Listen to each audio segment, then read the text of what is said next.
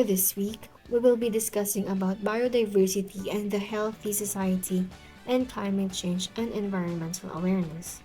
It is natural for humans to produce waste. However, waste does not disappear in thin air. This is where zero waste comes in. The zero waste practice encompasses a set of strategies and principles that promote sustainable production and consumption, with the ultimate goal of preventing waste creation and conserving raw materials.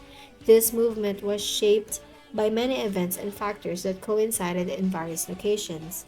Paul Palmer is credited as the first person to use the term publicly.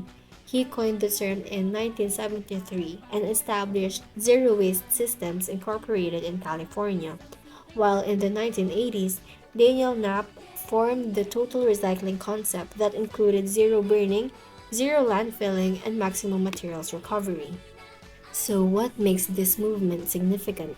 It benefits us in many different ways. In ecological terms, zero waste practice reduces the impact of climate change as reducing recycling and reusing conserves energy and decreases our carbon and methane emissions. It also minimizes plastic pollution in oceans and landfills. At the same time, these results lower the risk to human health. Beside that, zero waste management affects our economy positively. When waste is repurposed into new resources, it creates opportunities for green jobs, as resources are continuously recirculated through the economy instead of being used once and disposed of. This approach sees waste as a resource, where one person's waste can become another's valuable raw material, contributing positively to the economy. Zero waste practices resolve habitat preservation in ways such as landfill reduction and decreasing resource extraction. Regarding landfill reduction, transferring residual waste to energy for waste facilities or a specialized plant that transforms garbage into energy is a crucial method for reducing waste going to landfills. This method separates recyclable materials and the remaining debris is burned to produce steam that is then transformed into power. Zero waste also reduces resource extraction and destruction. The waste from the manufacturing and packing industries such as wood, mining, and petroleum waste is worth about 87 cans of materials for every can of trash created. Instead of extracting more natural resources, we can reduce this waste by over 90% through reuse, repair, remanufacturing, and recycling. Zero waste practices not only aid habitat preservation but also significantly contribute to pollution prevention. Saving energy, lowering methane emissions, and removing carbon from the atmosphere are the three main ways zero waste reduces greenhouse gas emissions. Recycling is the primary method of zero waste energy savings. Creating new items from recyclable materials like used paper, plastic bottles, and aluminum cans uses less energy and thus burns fewer fossil fuels than making them from wood or metal ores. Next is by reducing methane emissions. Reducing methane emissions from landfills is significant to combat climate change because methane emissions account for about 25% of global warming. By composting food scraps and yard debris and minimizing food waste, organic materials can be kept out of landfills, which is the best approach to reduce methane emissions. The last way to remove carbon from our atmosphere is by composting. Composting lessens the methane's potent effects on the climate and produces a remarkable carbon sink. When compost is added to soil, the soil quality improves, resulting in a more substantial plant growth that absorbs more carbon dioxide from the atmosphere through photosynthesis. Because these healthier plants retain more carbon in the soil, soil carbon storage is one of our most effective methods for lowering atmospheric carbon dioxide levels. Harmful substances impact the well-being of both humans and all other earthly creatures daily. Zero waste practices are crucial in reducing exposure to toxins by addressing various aspects of waste generation and consumption.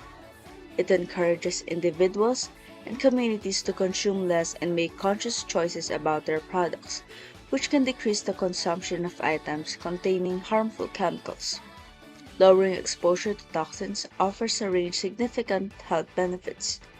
It reduces the risk of chronic illnesses such as cardiovascular disease, respiratory disease, and cancer. It also promotes a stronger immune system, lowers the risk of allergies and sensitivities, and increases the function of critical organs such as the liver and kidneys. Additionally, zero waste living improves life by decreasing stress and promoting financial well being through cost savings. Sustainable living, including zero waste, has several advantages, including environmental preservation, economic savings, improved air and water quality, and community participation, leading to sustainability and increased quality of life. Embracing sustainability connects with ethical ideals, satisfying a feeling of duty towards the environment and society, resulting in a balanced approach to personal and global well being. The first real-world example of a successful zero-waste initiative was in Kamikatsu, Japan in 2003, making history as the first municipality to commit to zero waste. They aimed to achieve carbon neutrality by revolutionizing their waste disposal practices from open-air burning to a circular system of consumption and disposal. Zero waste conserves resources and minimizes pollution. Another place that is zero waste is Taiwan, with a 99% landfill diversion rate. They also send 75% of food waste to farms. Vancouver, Canada is also a country who pledged to go to zero waste in 2006. In 2018, the city went a step further by introducing Zero Waste 2040, a comprehensive long-term strategy to push Vancouver towards zero waste to landfill within the next 20 years. In their daily lives, people rely on biodiversity in ways that aren't often evident or valued. In the end, ecosystem services and products such as the availability of clean water, nutritious food, and fuel sources are crucial for maintaining human health and a flourishing way of life. The loss of biodiversity may have negative direct implications on human health if ecological services are no longer enough to meet social needs. Local migration, livelihoods, income, and on rare occasions, even political unrest are all indirectly impacted by changes in ecosystem services. Human health depends on biodiversity. Its relationship is crucial for our well being and the sustainability of our planet.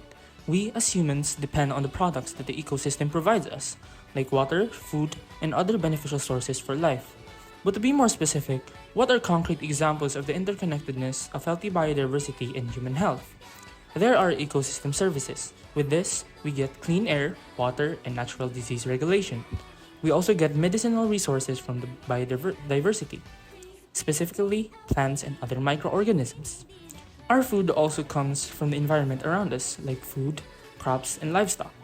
A good environment also helps to be resilient to climate change, lessening its effects. All that can be achieved through the adoption of zero waste practices. But how? We can reduce our pollution by lessening the carbon footprint every one of us puts on the environment. We should conserve our resources by using no plastics and instead use more sustainable options. Community engagement must also be imposed to have a much bigger impact on the changes that will be made. Awareness of the imminent issues must also be given focus to make sure that the people are informed of what will be the effects if we don't turn to zero waste practices and what are the huge benefits if we do. As individuals, we can contribute to the cause. A few examples may be recycling, reducing waste, reusing old materials, composting, and doing advocacies. As a community, we can have community-based projects, public education, community awareness, planning, and development. In the government, they can develop policies, regulate and enforce laws, and do research and development. Promoting the interconnectedness of biodiversity and health while promoting zero waste initiatives not only ensures our state of today, but also to a sustainable and healthier future.